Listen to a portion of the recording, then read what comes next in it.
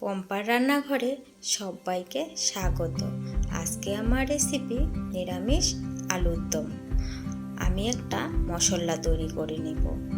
গোটা জিরে, গোটা ধনে, গোলমরিচ, দুটো শুকনো লঙ্কা, দারচিনি, লবঙ্গ, এগুলোকে একটা শুকনো খোলায় নাড়াচাড়া করে ভেজে নেব।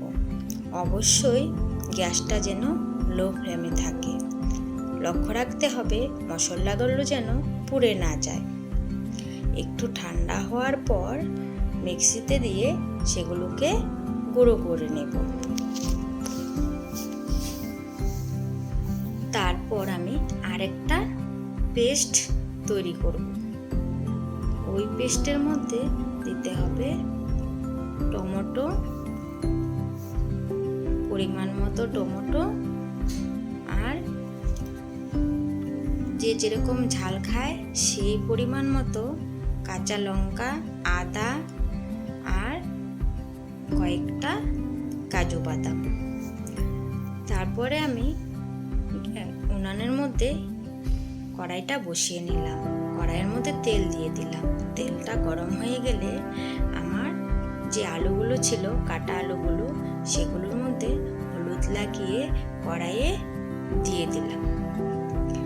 আস্তে আস্তে নেড়ে চেড়ে এগুলোকে মোটামুটি একটু সময় ধরে ভেজে নেব। গ্যাসের আঁচটা বেশি করা যাবে না, হালকা আছে মোটামুটি এগুলোকে ভেজে নিয়ে একটা পাত্রের মধ্যে নামিয়ে নেব।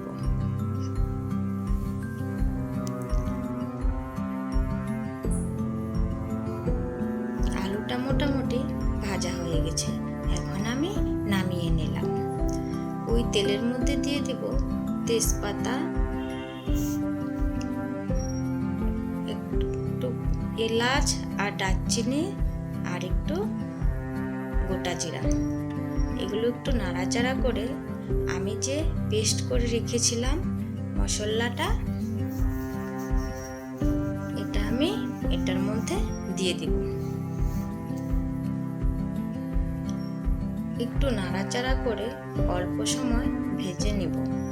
তার মধ্যে দিয়ে দেব একটু লবণ, একটু হলুদ, আর একটু কাশ্মীরি লঙ্কা গুঁড়ো। এগুলো একটু সময় ধরে নাড়াচাড়া করে ভেজে নেব।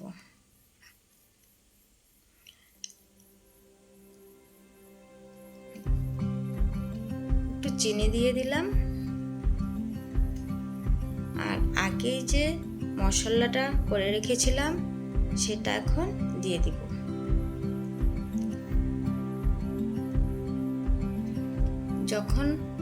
যখন দেখব তেল ছাড় ভাব, তখন ভেজে রাখা আলুগুলো এটার মধ্যে দিয়ে দেব। অল্প সময় ধরে এটাকে নাড়াচাড়া করে একটু কষিয়ে নেব।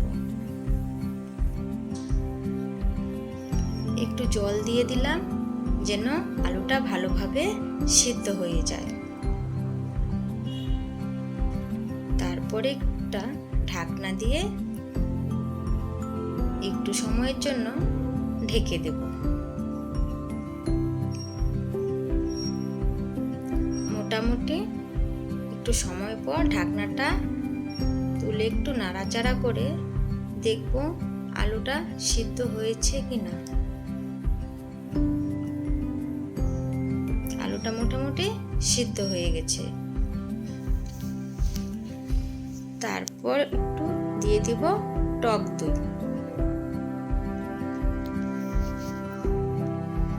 টক দই দিয়ে তারপর মশলাটাকে আরেকটু কষিয়ে নেব।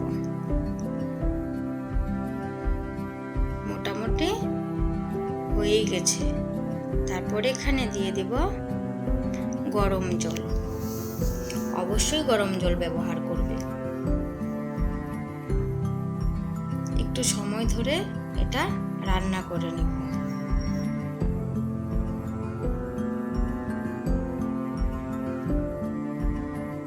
মোটামুটি 5-7 মিনিট ধরে এটা জাল করে নেব। তার মধ্যে দিয়ে দেব পরিমাণ মতো লবণ।